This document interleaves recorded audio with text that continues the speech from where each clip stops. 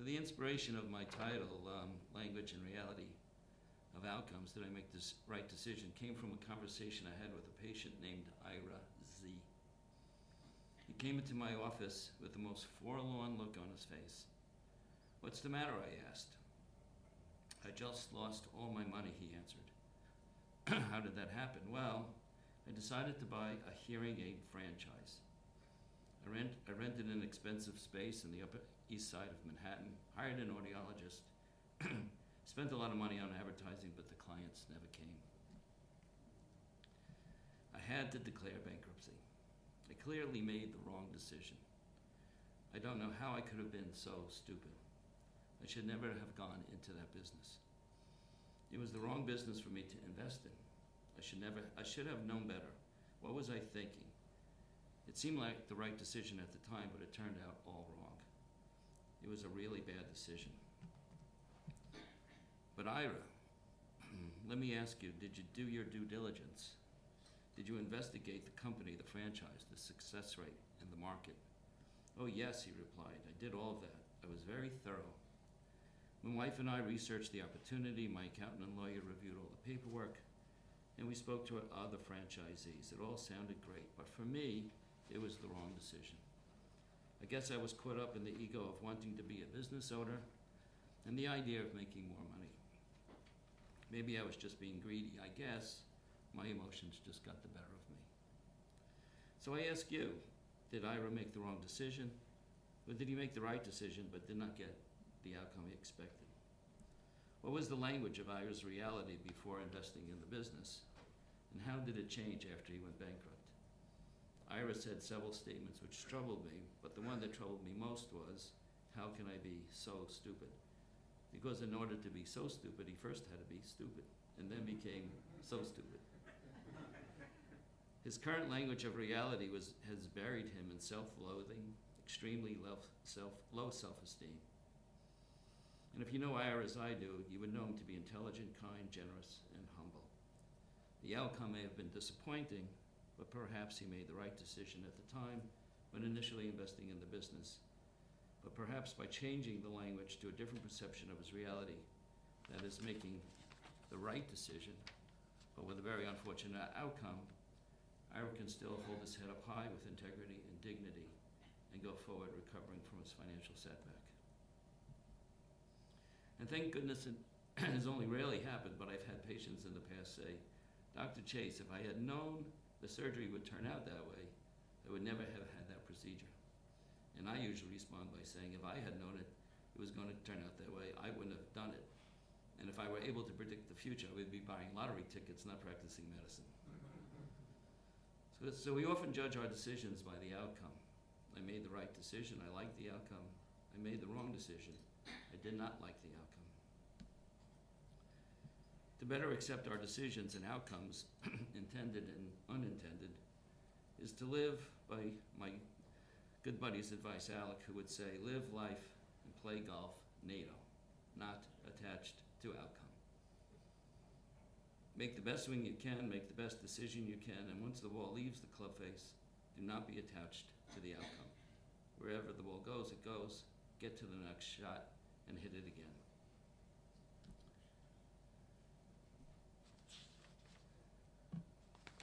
What general semantics prepares us for is the language of perception, opinion, facts, perspectives, and truth.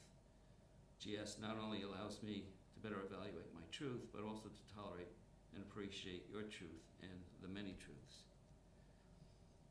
GS brings to our awareness the danger of semantic projections.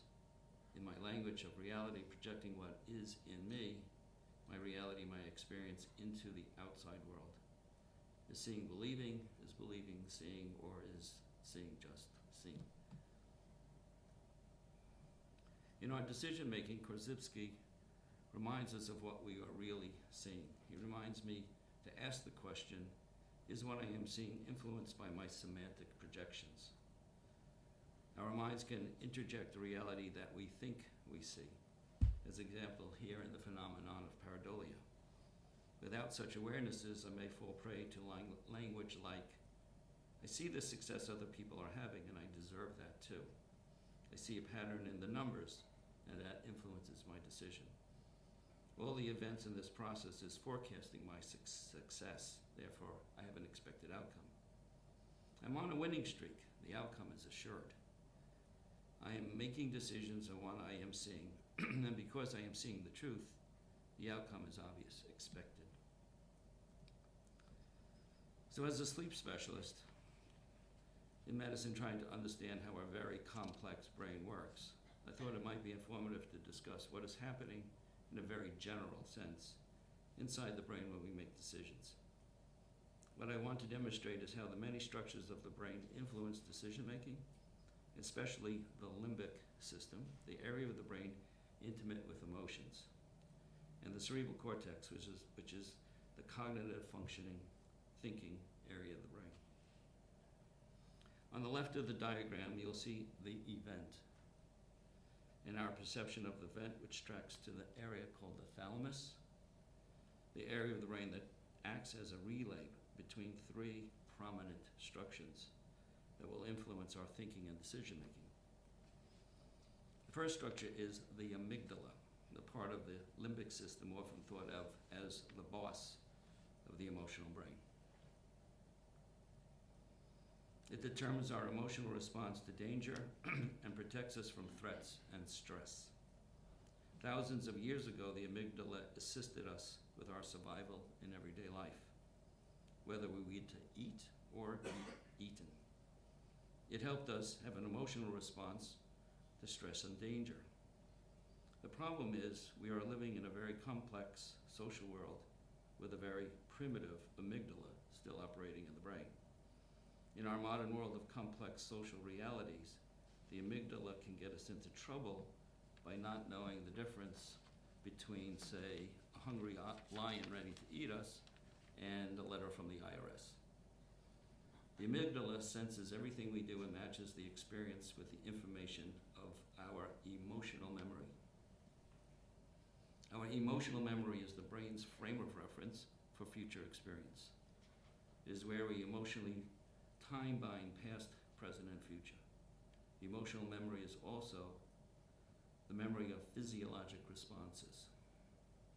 The responses may include anxiety, tension, increased blood pressure, and other reactions associated with fear, sadness, joy, and a variety of other emotions.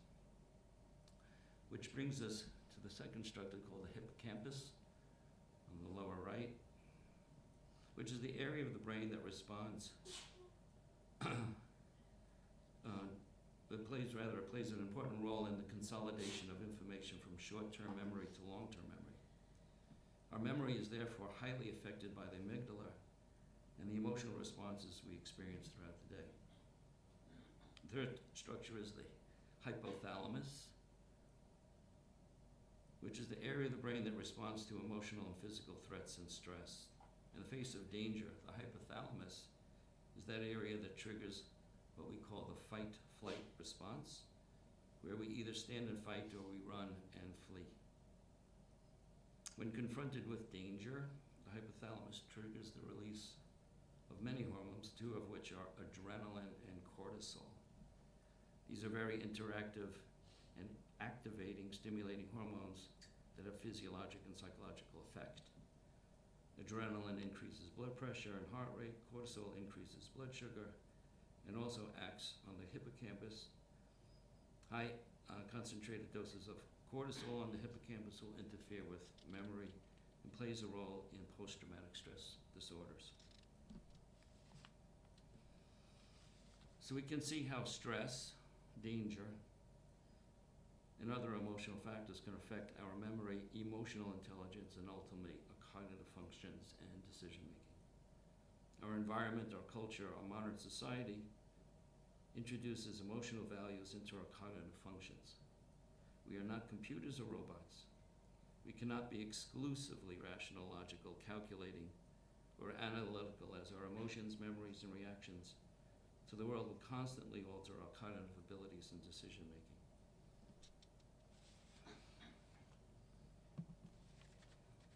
So you can appreciate the brilliance of Korzybski when he writes in Science and Sanity in 1933, the projection of our own feelings, moods, and other other structural implications onto the outside world build up delusions, illusions, and hallucinations, believing what is going on in us is also going on outside us. So far today, I have listened to presentations on thinking into context, ethics, spirituality, humanness, religion, God. These are words I've never heard or rarely heard in general semantic presentations before. And what I heard is really that we need to engage our humanness in the process. It is with great respect and kindness to the previous speakers and all of you that I present this slide to awaken and irritate our emotional intelligence. It is challenging to our decision making, which will ultimately result in many intended and unintended outcomes. Ira Z became paralyzed to make a next decision as a result of the language of his reality from his perceived devastating outcome. Yet Ira, as we all are, is continually faced with new decisions which may have profound effect on many people far-reaching into the future. There will always be an interplay of our emotional intelligence with our unique ability to analyze and critically think, coupled with our time-binding perspectives.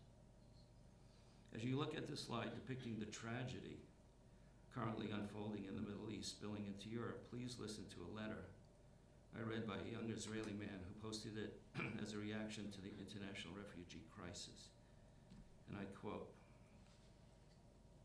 "The humanitarian crisis in the Middle East conflict is deeply upsetting," he writes.